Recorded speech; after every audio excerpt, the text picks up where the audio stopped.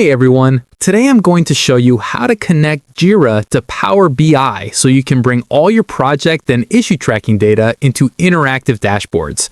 The title of this tutorial is How to Connect Jira to Power BI, and I'll walk you through every step.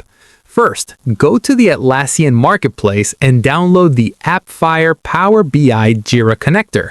This connector is essential because it allows Power BI to communicate with your Jira instance and import your issue data efficiently.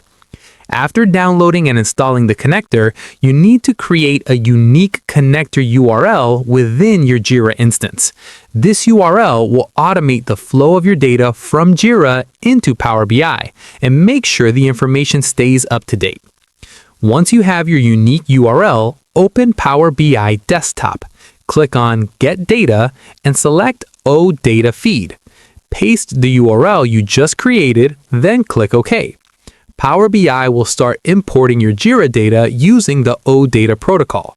Depending on how much data you have, this might take a few moments. Once the import is finished, you'll see all the fields from your Jira instance available in Power BI. Now you can start creating reports and dashboards. You can filter issues by project, status, assignee, or priority, and visualize trends over time.